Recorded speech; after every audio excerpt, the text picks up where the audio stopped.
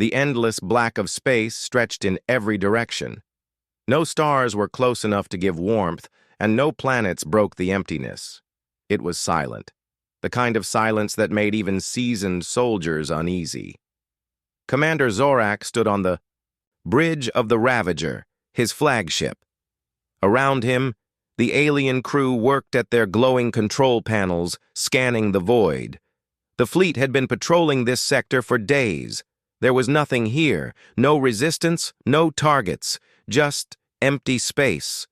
But then a signal came. It was faint at first, like a whisper in a storm. A strange pulse of energy touched their long-range sensors. It wasn't on any frequency they knew. Not military, not civilian, not even old archive signals. It was something entirely different. "Commander," said First Officer Vural, his voice tight. "We are picking up something. I don't know what to call it." Zorak walked to his console and looked at the readings. The signal repeated every 4 seconds. It wasn't a distress call. It wasn't a challenge. It was just there. "Location?" Zorak asked. Vural pointed at the star map. "Directly ahead, 20,000 kilometers, moving slowly toward us." "Toward us?" Zorak frowned. "At that speed?" "Yes, Commander." "And it's not showing up on our standard ship registry. That made the bridge go quiet. Every vessel in the known galaxy, military, merchant, or pirate, was in the database. For this one to not appear meant only 2 possibilities. It was either brand new or very, very old. "Visual," Zorak ordered. The main screen flickered. At first, they saw nothing but blackness. Then a shape emerged, a shadow against the void. A long, narrow ship, its hull dark and smooth with no lights, no markings, no visible weapons. It didn't move like normal ships. It drifted. But somehow, it was also coming closer at impossible speed. "It looks human," Vural said in disbelief. The bridge erupted with laughter. "Humans?" one crew member scoffed. "They are a primitive species, barely spacefaring. Their ships are toys compared to ours." But Zorak didn't laugh. He had heard old rumors, stories told in quiet voices, about a time when humans had built machines that could tear apart fleets in seconds. Myths, nothing more. Or so he thought. "Open a channel," Zorak commanded. Vural worked the controls. "No response, Commander. It's ignoring us." "Send a warning. Tell them this is controlled territory." The message was sent. The ship did not answer. It just kept coming. Suddenly, the Ravager's lights dimmed. Control panels flickered. A low hum filled the air, and then every screen went black. "What's happening?" Zorak barked. "Power disruption," an engineer shouted. "It's not coming from inside. Something outside is interfering." One by one, the fleet's other ships reported the same problem. Shields offline, weapons offline, engines running at minimum power. It was as if an invisible hand had reached into their systems and switched them off. Zorak's cold eyes turned back to the viewing screen.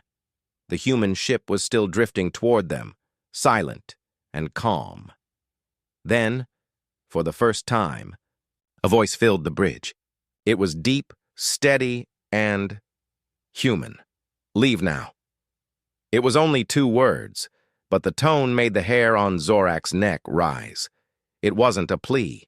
It wasn't a threat. It was a statement, as if the outcome had already been decided. The crew exchanged uneasy glances. Vural swallowed hard. "Commander, the message contains coordinates." "Coordinates to where?" Vural hesitated. "Our homeworld." The bridge went still. Zorak felt a slow, cold anger build in his chest. "How could they know our home coordinates? That information is classified to the highest level." Before anyone could answer, the viewing screen flickered. For just a moment, they saw an image, a planet burning, cities reduced to rubble, ships falling from the sky. It was their homeworld, and then the image vanished, replaced once again by the drifting human warship. "Commander," said the communications officer, his voice shaking, "what are your orders?" Zorak stared at the silent ship. No weapons fired, no demands made, just the calm, unblinking presence in the dark. His instincts screamed at him to turn away, to retreat, but pride burned hotter. No single ship could challenge the might of the Zorak fleet, not even a human one. "Prepare all ships for combat," Zorak said coldly. "We will teach them what it means to face us." The crew nodded, but their movements were slower now, their eyes flicking nervously back to the shape on the screen. The alien fleet began to spread out, forming an attack formation. Fighters moved into position, ready to swarm the intruder. And still, the human ship did nothing. It was waiting. Zorak didn't know if it was waiting for them to fire, or if it was waiting for something else entirely. "Bring us closer," Zorak ordered. Engines roared to life, but every sensor reading was wrong. Distances shifted. One moment, they were 1,000 kilometers away. The next, only 300. The human ship seemed to bend space around it, pulling them closer without effort. "Commander," Vural whispered, This shouldn't be possible." Zorak's jaw tightened. "Nothing is impossible. Fire when in range." But before they could fire, every light on the bridge went out again. The darkness was complete. The only sound was the slow, steady beat of the crew's breathing. Then the lights came back, and the human ship was right in front of them. No warning, no visible movement. Just there. Its hull shimmered faintly, like liquid metal. For the first time, Zorak saw what might have been weapons. But they weren't like any weapons he'd seen before. They pulsed softly, like the heartbeat of some vast creature. The voice came again. "This is your only warning." And then, silence.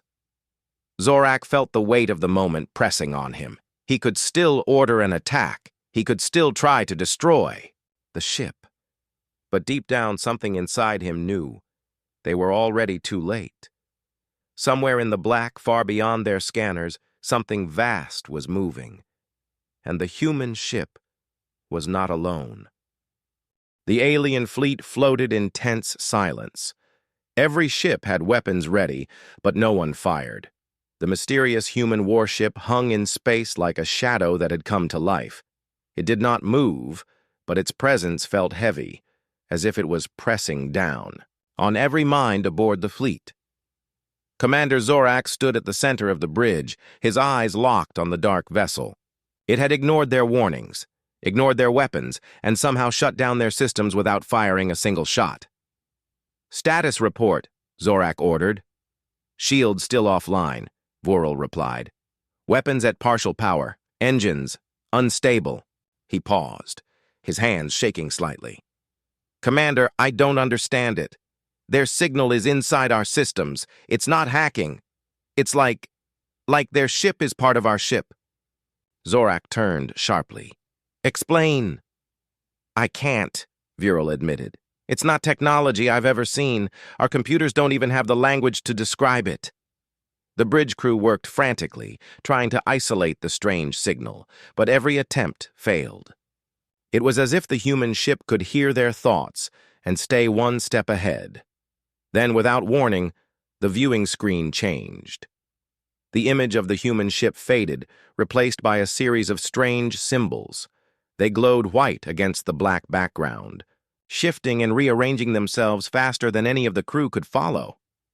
"What is this?" one officer muttered. "It's communication," Vural said slowly. "They're showing us something." The symbols suddenly froze, and a diagram appeared, a perfect model of the Zorak fleet. Every ship, every fighter, every energy signature. It was as if the human vessel had scanned them in an instant. "They know everything," Zorak growled. The diagram rotated, and one by one the alien ships began to blink red on the display. First one, then 3, then 10, until every single ship except the Ravager was glowing. The crew stared, realizing what it meant. The human ship had marked every target. The voice returned, calm and steady. "Leave now, or you will not leave, at all." Zorak's claws gripped the edge of the command console. "They're bluffing," he said, though his voice lacked conviction. But then, something strange happened. The human ship's hull began to ripple, as if it were made of liquid metal. Plates shifted and moved, revealing long, smooth lines that did not look like weapons, but radiated an energy so strong that the Ravager's sensors overloaded instantly. One of the secondary screens, a warning flashed. Gravitational field detected. Vural's face went pale. "Commander, that's impossible. They're creating gravity in open space." The ship's structure twisted slightly, aiming those strange lines toward the nearest alien cruiser. There was no flash, no explosion. The cruiser simply folded, in on itself like paper, disappearing into a pinpoint of light. Gasps filled the bridge. "Commander," the communications officer whispered, That wasn't a weapon. That was a hole in space." Zorak stared at the empty place where the cruiser had been only moments ago. No debris, no wreckage, nothing. The human voice came again, quieter this time, almost like a whisper inside their minds. "You have one chance left." The alien fleet drifted in fear. No one dared to move. Zorak felt a cold knot forming in his chest. For the first time in his career, he was not sure they could win. The human warship didn't advance. It didn't need to. Every second they waited, the sense of something ancient and unstoppable grew stronger. And somewhere deep inside, Zorak realized this was only the beginning. The air on the Ravager's bridge felt heavy, as if invisible hands were pressing down on everyone's shoulders. The alien crew sat frozen at their stations, eyes fixed on the silent human warship outside. "Commander." Zorak's jaw tightened. Every instinct told him to retreat, but his pride burned like fire. He had led fleets into battles against stronger enemies and had always returned victorious. One strange human vessel would not break his name. "Order. All fighters to launch," Zorak said coldly. Vural hesitated. "Commander, if they can disable ships that easily, launch!" Zorak snapped. Across the fleet, hangar bays opened. Swarms of alien fighters shot into the void, their engines flaring bright. They formed a tight spearhead formation, aiming. Directly for the human warship, the mysterious vessel did not move. "Target the engines," Zorak commanded. "I want it crippled before it can run." The fighters closed in, weapons locking. Dozens of missiles streaked forward, crossing the blackness between them and the human ship. And then, they were gone. No explosions. No debris. The fighters. And their missiles simply vanished as if they had never existed. Gasps and shouts filled the bridge. "What happened?" Zorak barked. Vural stared at the scanner readings. "Commander, they didn't destroy them. They erased them." Zorak's claws dug into the console. "That's impossible." Before he could speak again, a low hum filled the ship, deep and steady, like the sound of something waking up. The human warship's black hull began to glow faintly, thin lines of blue light tracing patterns along its surface. In a single, smooth motion, the vessel shifted position. There was no visible engine thrust, no sign of movement, yet in less than a heartbeat, it was directly in the center of the alien fleet. "Reposition!" Zorak shouted. "Surround it!" But it was too late. On the viewing screen, the warships. Glowing lines flared brighter. The blue light sharpened into thin beams that seemed to pierce space itself. One beam touched an alien destroyer. The ship did not explode. It simply froze in place. Every light aboard went out, and then the entire vessel broke apart into dust, scattering into the void. A second beam reached for another ship. It folded in on itself and vanished without a trace. The bridge crew fell silent. In less than 4 minutes, 40 ships were gone. Zorak gritted his teeth. His fleet His pride was being erased before his eyes, and he could do nothing to stop it. The human ship turned slightly, its dark hull shimmering as if it were studying the survivors, and then the voice returned, calm and unshaken. "This is your last warning." The bridge of the Ravager was filled with the sound of frantic voices. Officers shouted status updates, but none of them made sense. Ships were disappearing faster than the crew could track them. Commander Zorak's claws tapped against the console. His fleet was the pride of the Empire, a wall of steel and firepower that had crushed countless enemies. Yet in less than 4 minutes, half of it was gone. No wreckage, no escape pods. Just empty space where his ships had been. "They're not destroying us," Vural said quietly, his eyes locked on the main screen. "They're removing us from reality." Zorak shot him a sharp look. "Nonsense. No weapon can do that." Vural didn't answer. His gaze was fixed on the dark human warship. It floated in the center of the formation, unmoving, silent, almost lazy, as if it didn't need to try. "All remaining ships form a defensive wall," Zorak ordered. "We'll trap it between us and finish it." The survivors obeyed, engines flaring as they moved into position.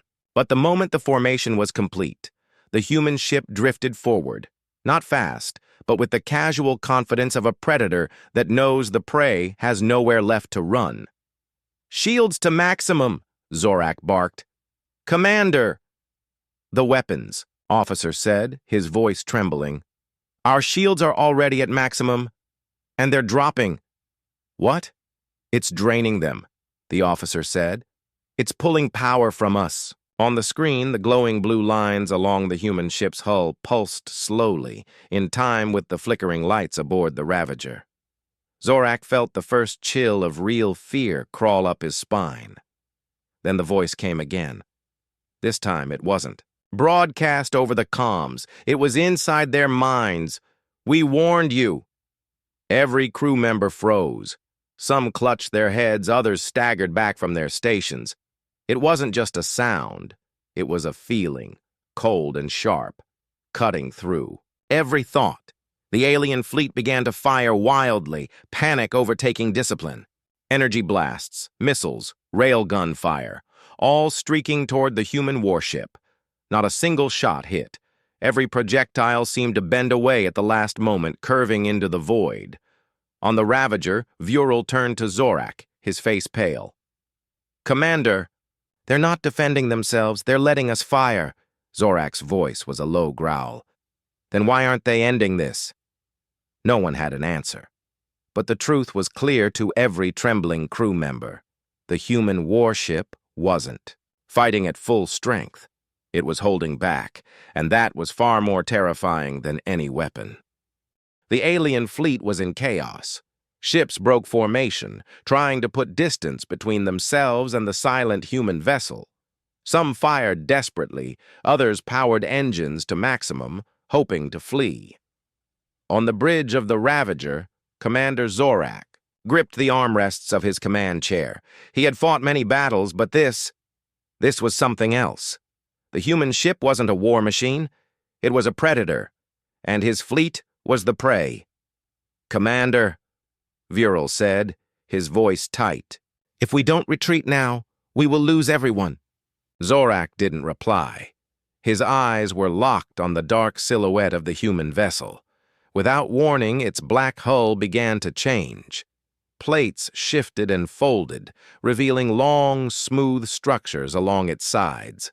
The glowing blue lines deepened to a sharp white, so bright they made the Ravager's sensors overload. "What is that?" whispered the weapons officer. No one answered. They could all feel it. Something ancient was waking. The glowing lines pulsed 3 times. On the third pulse, a beam of pure white light erupted from the warship, so bright it turned the void into day. It struck an alien cruiser at the far edge of the formation. There was no explosion, no sound. The cruiser simply disintegrated into fine dust, its atoms scattering into the cold of space. Before the crew could react, The human ship fired again. Another cruiser vanished. Then a battleship. Each shot was precise, almost surgical. "They're not wasting power," Vural said, his voice trembling. "Every shot is a kill." The alien fleet tried to respond, but nothing worked. Their weapons fired blanks. Their missiles vanished mid-flight. Their energy blasts curved away as if space itself refused to touch the human vessel. The Ravager shook as the warship turned its glowing weapons toward them. Zorak's claws dug into the console. "Evasive maneuvers!" The ship swerved hard, engines screaming, but the human vessel didn't fire. Instead, it held its aim and slowly powered down the weapons. "They're letting us live?" the communications officer whispered. The voice came again, steady and calm, echoing in every mind on board. "One chance remains. Take it." And then the warship went still, as if waiting for Zorak's answer. The bridge of the Ravager was silent. No one moved. No one breathed too loudly. The human warship hung in the void, its strange white glow slowly fading back to deep blue. It had stopped firing, but its presence still filled the space like a silent threat. Commander Zorak sat frozen in his chair. Every instinct told him to attack, to fight until the last ship fell. But something inside, a deep, cold instinct, told him that fighting would be useless. This wasn't a battle. This was a warning. The main screen flickered without warning. The image of the human ship disappeared, replaced by a moving scene. It was a planet. Mountains split in half. Oceans boiled. Cities burned under black skies. The camera view moved lower, showing alien warships falling from the sky, breaking apart. Before they hit the ground, there were no survivors in the streets, only silence and ash. The crew stared, horrified. Vural's voice was barely a whisper. "That's one of ours." Zorak's claws tightened. It was true. The burning planet on the screen was a world under their empire's control. But it wasn't a recent conquest. It had been taken generations ago. The scene changed again. Now it showed something even more terrifying, a human fleet, ancient in design, surrounding the planet like a wall. The warships were dark and silent, but their shapes were huge, casting shadows across continents. Then came the voice. It wasn't loud. It didn't need to be. "This is what happens to invaders." The crew felt the words inside their skulls. Some turned away from the screen, unable to keep watching. Others simply stared, frozen in fear. The images shifted one last time, now showing the alien homeworld. It was peaceful, untouched, but over it hovered a single dark shape. The same. "Human warship they face now. Leave, or your world will burn." The message ended. The screen returned to the view of the warship, still waiting in the darkness, its weapons hidden once more. No one on the bridge spoke. Even the sound of the ship's systems seemed distant, as if the entire crew had been pulled into a different kind of silence, one filled with fear. Zorak finally stood, his voice low. "They think we will run." Vural turned to him, eyes wide. "Commander, maybe we should." But Zorak's pride was stronger than his fear. "Not yet." And with those words, the last chance the humans had given them began to fade. The bridge of the Ravager felt colder than space itself. The crew avoided looking at each other, their eyes fixed on the silent human warship. It did nothing, but its stillness was more terrifying than any weapon. Zorak's jaw tightened. His pride screamed at him to stay and fight, but a different thought crept into his mind. If they stayed any longer, none of them would survive. "Prepare for hyperspace jump," he ordered at last. The crew hesitated. Some seemed relieved. Others simply moved quickly, eager to escape the warship's gaze. Across the fleet, the remaining alien ships began to turn, aligning for the jump. The engines roared to life. Hyperspace coordinates locked in. The countdown began. Jumping in 3, 2, 1. Nothing happened. Confused voices filled. The bridge. Engineers shouted over each other, trying to explain. "Commander," Vural said, his face pale. "The drives are offline." "Impossible," Zorak growled. "We just charged them." "They're not damaged," Vural said. "They're disconnected. It's like someone reached into our systems and pulled them out." Zorak turned toward the main screen. The human warship had not moved, but as he watched, faint ripples spread out from its hull, like invisible waves in the void. The comms officer's voice trembled. "Sir, it's locking us in place." "What?" "It's not just disabling the drives," the officer said. "It's controlling our ships, all of them." Outside, the fleet began to shift, not by their own command, but as if an unseen hand was arranging them. The alien ships formed a wide circle, and in the center of that circle was the human warship. Zorak's claws dug into the armrests. "We're trapped." Then the lights flickered. The ship's main AI came online, but the voice that spoke was not their AI's voice, it was human. "You will not leave." The words weren't loud. They didn't need to be. The crew felt them inside their bones. One officer whispered, "It's not letting us go." Zorak stood slowly, his eyes fixed on the dark shape in the center of the fleet. "Then we fight until the last ship is gone." The human voice came again, not mocking, not angry, just cold. "No, you will come to us." And then, before anyone could react, the warship began to move toward the Ravager. The Ravager's bridge was filled with the low hum of systems running under someone else's control. No one touched their consoles. No one spoke. All eyes were on the main screen, where the human warship grew larger with every passing second. It did not rush toward them. Its movement was slow, deliberate, almost like it was making sure they understood. There was no escape. "Commander," Vural said quietly, "it's matching our speed exactly. Our engines are following its commands." Zorak said nothing. He watched as the warship's smooth black hull filled the screen. Strange panels along its sides unfolded like the petals of some alien flower. From between them, a narrow bridge of shimmering blue light extended across the empty space, connecting directly to the Ravager's airlock. The crew stared. They had seen docking bridges before, but never like this. It wasn't metal. It wasn't solid. It was energy shaped into a walkway. "They're boarding us," one officer whispered. "Seal the airlocks," Zorak ordered.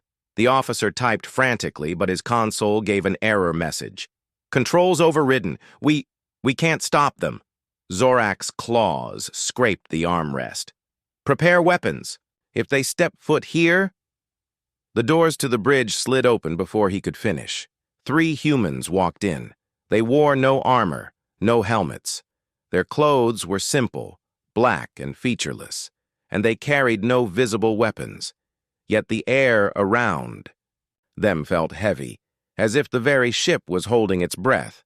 One was tall, with eyes so pale they almost glowed.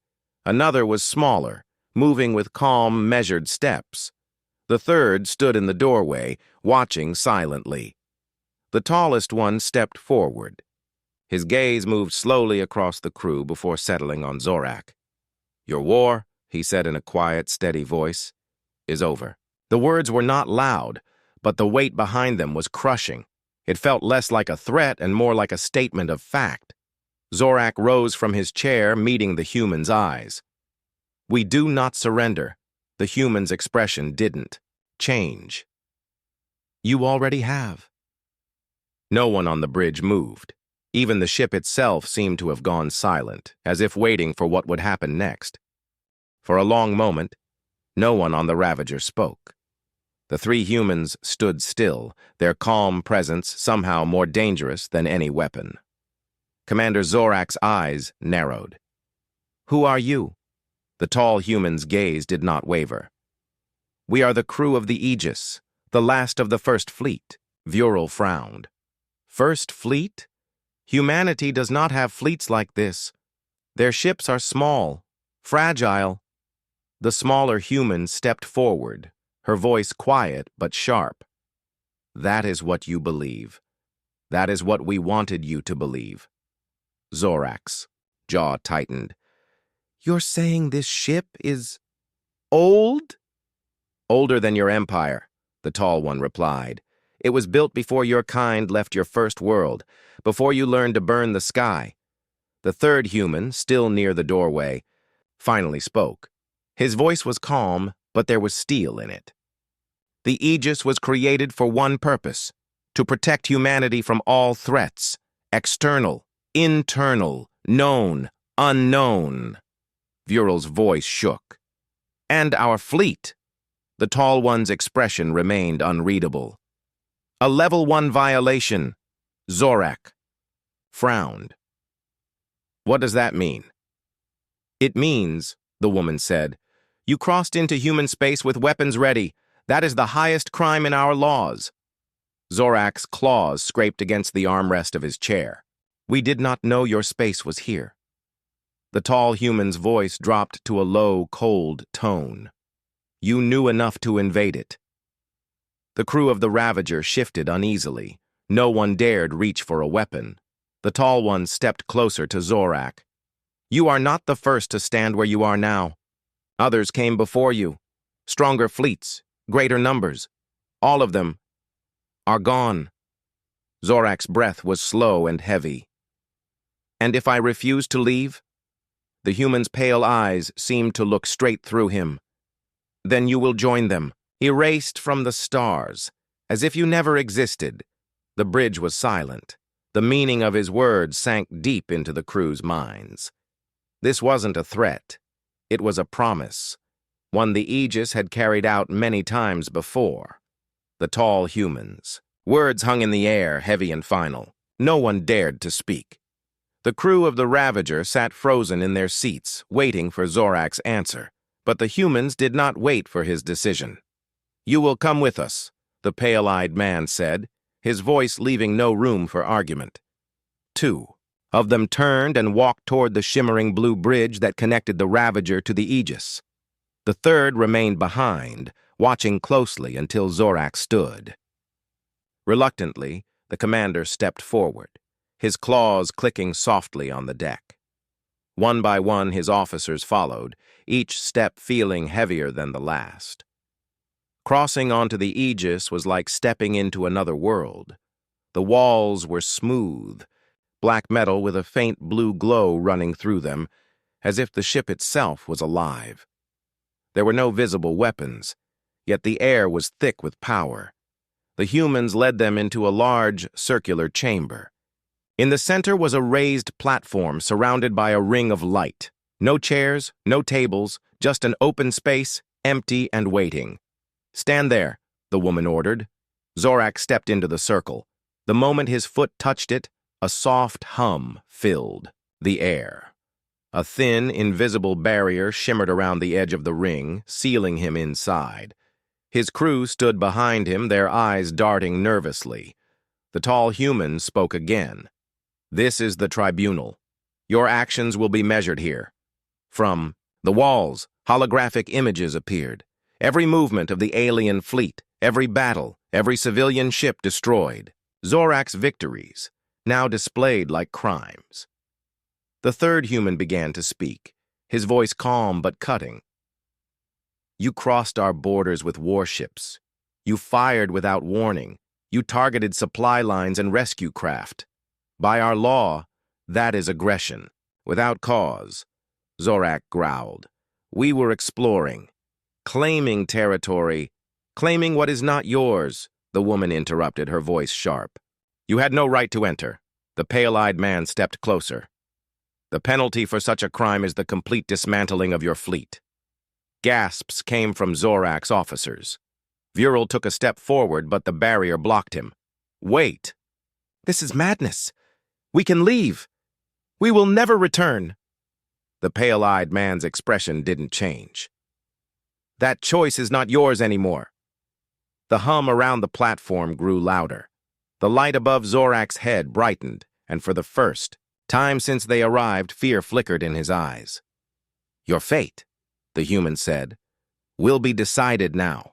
The chamber grew darker as the glowing ring beneath Zorak pulsed slowly, like the heartbeat of some giant beast. The humans stood in silence, their faces calm but unreadable. Zorak's claws twitched. "What is this? Some kind of execution device?" The pale-eyed man shook his head slightly. "No, this is truth. It will decide for us." The light above the platform shifted from blue to a deep, burning red. Holograms swirled in the air, images of burning worlds, shattered ships, and broken cities, all caused by Zorak's campaign. The pictures were not only records, they carried sound, screams, explosions, pleas for mercy. Zorak's crew flinched, some lowered their eyes, unable to watch. "You see only what you have done," the woman said, her voice like a cold blade. "There is no argument here. The Aegis knows truth." The hum in the floor grew louder. The barrier shimmered brighter. Zorak's breath quickened, but he stood tall, forcing his voice to stay steady. "If you destroy me, others will come. My people will not forgive this." The third human finally spoke, his tone steady as stone. "They will never know." Zorak's eyes narrowed. "What do you mean?" The pale-eyed man stepped forward, close enough that only the barrier separated them. "When this trial ends, your fleet will be gone. Your name will be erased. Your people will believe you vanished in deep space. No one will remember this war." Shock spread through the alien officers. Erasure was worse than death. Death was honor. "Erasure was nothing. You can't—" Vural began, but the barrier surged with a flash of light, cutting him off. The platform beneath Zorak glowed bright white. His body tensed, every muscle rigid. The light rose higher, surrounding him completely, until his form was hidden. The pale-eyed man's voice echoed in the chamber. "Judgment complete. Sentence to be carried out." The light pulsed once, and Zorak was gone. Not dead, not broken, just gone. His crew stared in silent horror. The woman turned to them. "Return to your ship. You will live, but you will never speak of this day." And they knew, without any threat, that the humans would make sure they didn't. The alien officers were silent as they walked back across the glowing bridge to the Ravager. None of them spoke. None dared to look at the humans. Once aboard their own ship, they found the rest of their crew waiting in tense silence. But something was wrong. The external sensors showed empty space where their fleet had been. The Ravager was alone. "Impossible," Vural whispered, his hands shaking over the console. "We had over 200 ships. They were all gone. No wreckage, no distress signals, no trace, as if they had never existed. Commander Zorak's chair was empty. His name no longer appeared in the ship's records. Even the logs of the past week were blank. Before anyone could react further, the Aegis sent a single transmission. Only one sentence, spoken in the calm, cold voice of the pale-eyed man. "Leave and do not return." The message ended. Outside, the warship began to fade. Not into hyperspace, not into a jump corridor. It simply disappeared, as if space itself had swallowed it whole. The crew of the Ravager sat frozen, unsure if they were still in reality, or trapped in a nightmare. But one thing was certain. They would never forget the sight of that ship, even if they could never speak of it. Vural finally broke the silence. "Set course for home." The engines roared to life. The Ravager turned away from the empty void and began its journey back, carrying the survivors of an encounter no one would ever believe. Far behind them, in the silent darkness, the Aegis watched for the next threat to humanity, and when it came, it would act with the same cold, unstoppable speed, because the warship was not just a weapon, it was a warning.